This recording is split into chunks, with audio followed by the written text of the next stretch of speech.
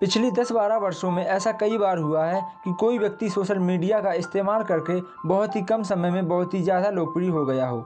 लोकप्रिय होने की वजह है तो कोई कॉमेडी वीडियो हो सकती है या फिर देश की जनता को मैसेज पहुंचाती वीडियो।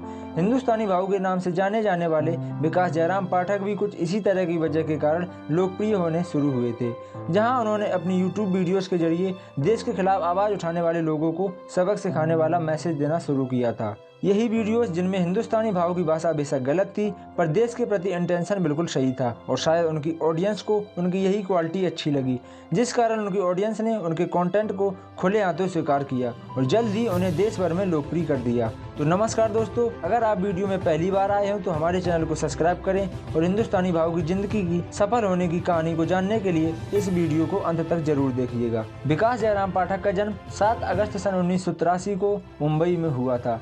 विकास ने मुंबई के ही सेंट एड्रेवस स्कूल से अपनी पढ़ाई शुरू की, पर कुछ ही वर्षों में उनके पिता की नौकरी चले जाने के कारण उनकी घर की आर्थिक स्थिति इस कदर बिगड़ गई कि उनके पास अपनी स्कूल बुक्स खरीदने तक के पैसे नहीं थे।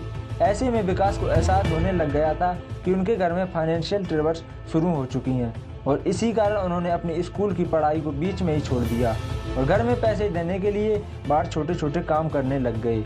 उन्होंने अपने एक बड़े दोस्त से कहा कि वो उनके लिए कोई छोटा मोटा काम ढूंढ दें और इसी के बाद उन्होंने एक जिम खाना में बॉल बॉय का काम करना शुरू कर दिया, जिसके लिए उन्हें दिन के 20 रुपये मिला करते थे। जब स्कूल का समय ख़त्म होता था तब भाऊ भी जिम खाना से अपने घर आ जाया करते थे और अपनी माँ के हाथ में 20 रुपये थमा दिया करते थे। वो इस समय तक घर इसलिए आया करते थे क्योंकि वो नहीं चाहते थे कि उनकी माँ को पता चले कि वो स्कूल जाने की बजाय काम पर जाते हैं। दोस्तों, मैं आपको बता दूं, इस समय विकास की उम्र सिर्फ 12 वर्ष के आसपास ही थी। स्कूल से आने के बाद विकास घर से खेलने जाने का बहाना देकर निकल जाते थे। अपने घर के हालात कैसे हैं ये जानने के कारण विकास खेलने नहीं जाते थे, बल्कि उस समय एक लेडीज़ बार में एक छोटू का काम किया करते थे। इस संदर्भ में एक कवि की लिखी हुई बात कहना चाहता हूँ। किसी ने क्या खूब कहा है कि वो बार और ढाबों में छोटू होते हैं ना, ये अपने घर के बड़े होते हैं।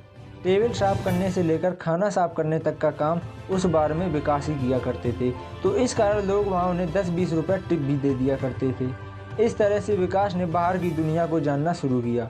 समय के साथ साथ उनका काम भी बदला और ट्रेन में उन्होंने अगरबत्ती बेची, एक मार्केट में साड़ी शॉप में काम किया और इसके अलावा उन्होंने कुछ समय के लिए एक गैरेज में भी काम किया। उम्र बढ़ी तो समझ भी बढ़ी और इसी कारण उन्होंने साइड में जर्नलिस्ट बनने का कोर्स भी शुरू कर दिया और इसी के बाद उनकी एक क्राइम रिपोर्टर के तौर पर नौकरी भी लग गई और यहाँ भी उन्होंने मेहनत और लगन के साथ काम किया। इसी के बाद उनकी ज़िंदगी में स्थिरता आने लग गई। धीरे धीरे उनके पैसे की भी समस्या दूर होती गई। पैसे आए तो उन्होंने पैसों को सही जगह पर इन्वेस्ट करना भी शुरू कर दिया ताकि उनके पैसे और बढ़ सके। ज़िंदगी की तरफ उन्होंने अगला कदम बढ़ाते हुए शादी की। इसके बाद उनका एक बेटा हुआ जिनका नाम है आदित्य और अपने बेटे आदित्य के ही नाम पर उन्होंने एनजीओ की शुरुआत की, जिसके तहत वह 24 घंटे गरीबों के लिए एक मुफ्त एम्बुलेंस की सेवा प्रदान करते हैं। इस एनजीओ के अलावा वो एक और एनजीओ के साथ भी मिलकर काम करते हैं जिसका नाम है संयुक्त युवा प्रतिष्ठा, और वो एक बार अपने दोस्तों के साथ संजय दत्त की वास्तव फिल्म देखने गए थे, जिसके बाद वो फिल्म उनको इतनी पसंद आई कि आज भी उनकी छवि में संजय दत्त की छवि झलकती है और तभी से वो संजय दत्त के बड़े फैन बन गए थे।